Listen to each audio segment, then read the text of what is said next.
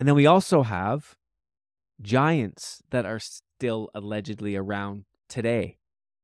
And so we talked about how this Nephilim, that the progeny of fallen angels mating with human created the Nephilim, that these were the giants of old. And we see it all over the earth. Large bones have been found, large skeletons have been found. I mean, these are, everyone speculates how tall they actually got, but some say 7 feet, 8 feet, up to 20 feet higher.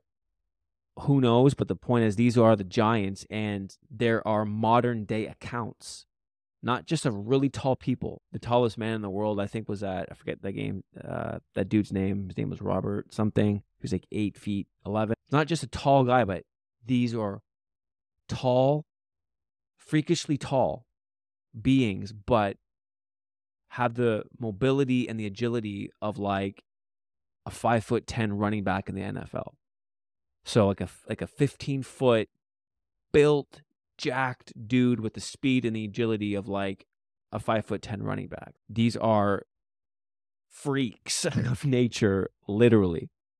And so they're who Israel in the promised land, Joshua led Israel into Canaan, and all those wars that happened where they had to obliterate all those tribes and clans, those were all giant clans. And when you like actually dig into, do some research on each one of those clans, that's what you'll discover. God told Israel, wipe them out, not just because they were really bad humans kind of living in Israel's territory, but they were giant clans. They were hybrid races that God never intended to be created. So he said, take them out. And then the most famous one in the Bible is Goliath. He was another giant. And so there's modern day accounts. And one of the most famous ones that I've heard about 6 or 7 years ago that there's a ton of information on. This is not just, one random story from some random person. It's the Kandahar giant, I think over in Afghanistan, where a bunch of U.S. troops, they were in front of this cave, and then out came this red-haired, literal giant, and they took like 6 or 7 guys to fill it with a whole bunch of bullets to finally put the thing down. And then there's the whole conspiracy of, what happened with the body, and then a lot of people think that the U.S. government took it and then they hid it, and then there's other military accounts where U.S. troops over there in the Middle East on their night stakeouts, and they're on watch, and then they're looking through their infrared binoculars and just kind of scoping out the scene because it's super dark in the middle of the night there, and they see these things coming up on their infrared binoculars, creatures running up and down mountains that no human could do, and standing up, and they're as tall as the trees out there. And so it's just like there's crazy accounts, and there's literally hundreds and hundreds of them, and it's very easily accessible information. And so you have giants still existing today. And so again, giants existed before the flood, giants existed after the flood. And so you have the flood happening, you have Sodom and Gomorrah, the judgment there. These were giant clans. That was a giant clan city. It's happening today still. And now the next area I want to look at is, we've all heard of CERN. And CERN is that large hadron collider over in Switzerland where basically they've created this thing where they're just smashing particles together at insane speeds. And I think the mainstream narrative is that they're trying to discover, new particles, new things that have never been discovered yet. But when you're looking at what they're trying to do, a lot of the conspiracy angle to that is they're trying to, create a portal. They're trying to open up a dimension. They're trying to smash these things together to create so much energy as to create an actual portal opening to a different dimension. Because when you look at CERN and outside of the facility, you have statues of pagan gods. And so there's a whole bunch of weird pagan satanic imagery associated with it. And so who knows what's really going on there? There's a lot of, again, a lot of speculation, but when you are messing with the elements in a ungodly fashion, and you're trying to create openings to different dimensions, you're violating the bounds of what God has established again, which God's not cool with. And so you have that happening today. And then what's connected to kind of all of those things, aliens and the alien abductions, the satanic creation of Nephilim, giants, and CERN, you have these deep underground military bases all over the world. And, you have Area 51, you have Raven Rock, you have the HARP research station, you have the apparent underground bases in Antarctica. I mean, you have all this stuff. And it's in these areas, because there's massive underground caverns, undiscovered caverns all over the world, like everywhere. I think the stat was only 5% of the caverns have actually been discovered and actually walked through by a human. And so you have these bases, and you have these underground caverns where a lot of this stuff supposedly happens. How do you hide all this stuff from the public? Well, you put them way down beneath the earth. And so this is where a lot of the alien aircraft is reverse engineered.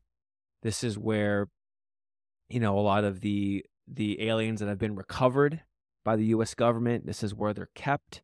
And this is where the unimaginable experimentation happens, like I mentioned with that girl Elle, and caves and underground bases. This is where a lot of kids and a lot of people are kidnapped, and this is where they're taken down in these massive underground systems that are all over the earth.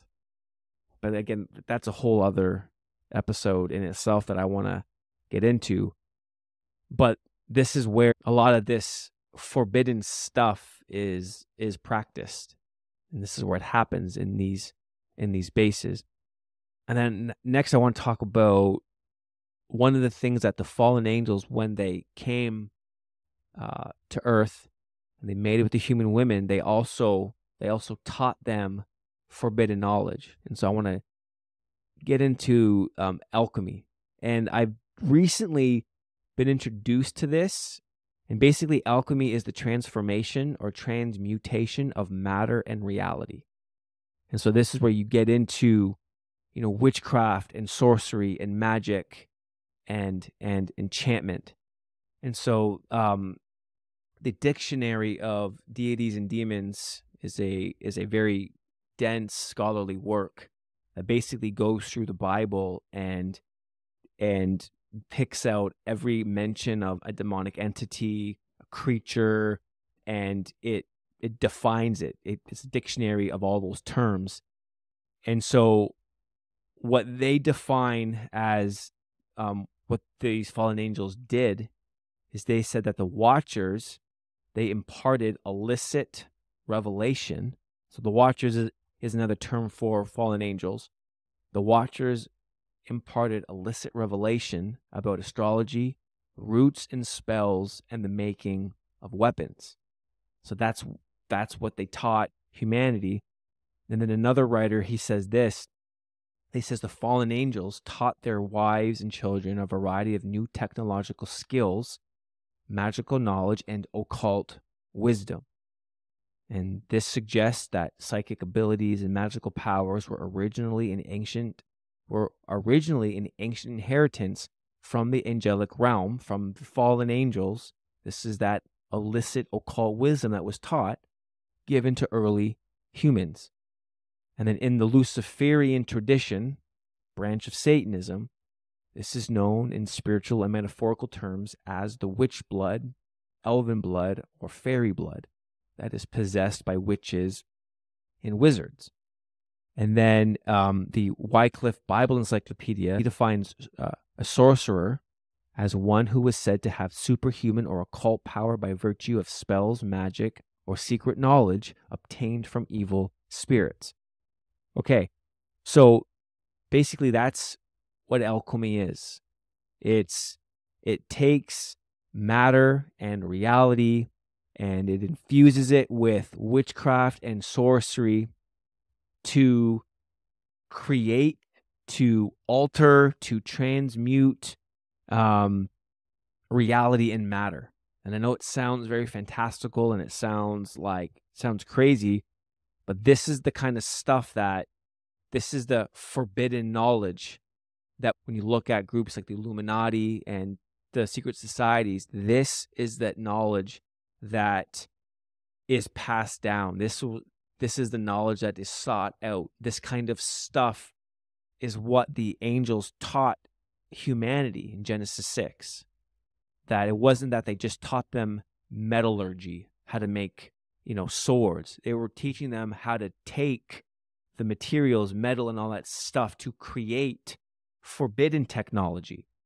It's not just these archaic weaponry, but high technological, advanced, ancient technology. And that they taught them how to take roots and herbs, basically how to take common herbs and plants and that kind of stuff to create magical potions, to create drugs, to create forbidden substances, if you will. This is the illicit revelation and knowledge that was given to humanity. And there is a lot of data and record of this happening today. This is what happens in satanic ritual abuse ceremonies and rituals. This is what's happening in a lot of New Age circles. This is what's happening in a lot of people are playing with this stuff.